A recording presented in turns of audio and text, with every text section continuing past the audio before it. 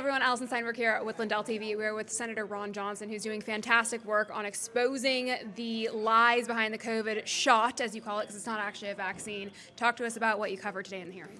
Yeah, well, I call it injection. Injection, because it's not a vaccine. Yeah. I mean, it really is. It's a platform that turns your body into, every cell in your body into a manufacturing site of the spike protein, which is the most toxic part of the coronavirus.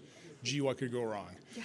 So what we revealed today was the fact that we uncovered in the documents provided us by Bobby Kennedy's Radical Transparency, the fact that Peter Marks, who's head of CBER, was told on March 1st of 2021 that the mathematical algorithm they were using to analyze the VAERS data was going to hide safety signals. He was told this. And then 26 days later, they used an updated algorithm that unmasked those, told there were 49 cases of severe masking, 25 safety signals of serious adverse events. I mean, sudden cardiac death, pulmonary infarction.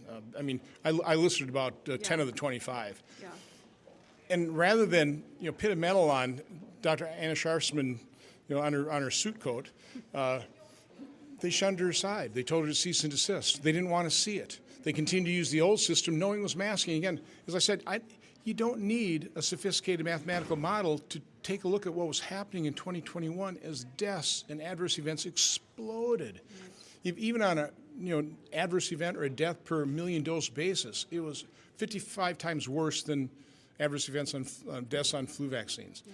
So again, you didn't need a sophisticated model to show you that, and yet they hid behind that sophisticated mathematical model and continued to claim, as we showed Peter Marks talking to the vaccine and the injection injured, till December 22nd, we're just not seeing a safety signal, even though they were treating those very same individuals, promising them that they would make it public, make the studies public, so the other vaccine injured, injection injured would be treated. They never admitted it. They never released that study. They never helped anybody other than those original people they treated at the NIH. And again, they were successfully treating them. Not total cures, but it was helping them. Yeah. I mean, it's absolutely infuriating and truly criminal, I think. Why do you think this was covered up? I mean, what's your best guess? I said at the tail end of the hearings, if you're there and you've approved these things, you want to be responsible for approving a drug that's killing people. Right. When you push them on the public, when you did videos, say, get that jab, and then later on find out, what I was recommending to people, what I was pushing on people, killed them or permanently disabled them. Nobody wants to admit that. Doctors don't want to admit that. Federal health officials don't want to admit that. Media figures don't want to admit that. Yeah. Members of Congress don't want to admit that. So we are in a massive state of denial here. And it's hard to bust through because nobody wants to admit they're wrong here. Yeah, it's amazing to hear so many stories and stories of vaccine-injured people who are just, their stories are swept under the rug and covered up, and no one wants to talk about it anymore because it's old news. But there has to be accountability. Are we ever going to see full accountability? We know that there was just a criminal referral for a top Fauci advisor. I mean, I think Fauci's next in line here. What do you think? Well, unfortunately, Joe Biden pardoned him.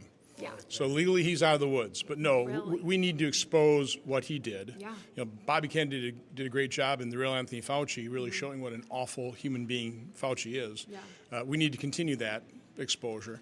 But no, we've got similar statements to Dr. David Morin's in our report of other CDC officials saying, let's talk about this offline. I mean, paraphrasing, or let's not put these things in an email. Yeah. So they stopped providing their analysis between FDA and CDC because there were FOIA requests. One of those was from me. So, no, we've got a real problem inside these agencies. They understand FOIA. They know when they're kind of skirting, when they're doing something, contrary to the public good. Yeah. So they hide it. So, we are very fortunate that Bobby Kennedy they had to force him to give us these documents, and that enough of them exist to at least start painting the picture. Do you think perhaps, an essential next step would be to invalidate the auto pen pardon for Fauci so that he can be prosecuted? I'm not a lawyer, so I don't know what kind of legal maneuvering, but accountability starts with exposure. Yeah. That's the first thing. Again, Fauci wants a legacy of the guy who ended the pandemic. That should not be his legacy. Yeah. And then you said your next hearing is going to likely include victims of the COVID injection, vaccine-injured people. Well, yeah, I mean, kind of late breaking is where I found out we had these, recordings of their Zoom meetings with Peter Marks, and so we had this treasure trove, and we just had a fraction of them. Yeah. Well, the number of times he was saying, "Oh, we don't see a safety signal." I mean, think of that. He knew full well. Yeah. He is talking to people that are severely. I mean, you have to read Dree Bresson's book, Worth a Shot. I mean, you hear the agony she went through for years. She looks pretty in that video, but I mean, she had agonizing disabilities. Read it. Peter Marks knew that, and he was just sitting there, bold-faced, lying to him, going, "Oh, we're not seeing a signal. Oh, we're going to publish a study. We're going to let the American public know, but just don't say anything about it now."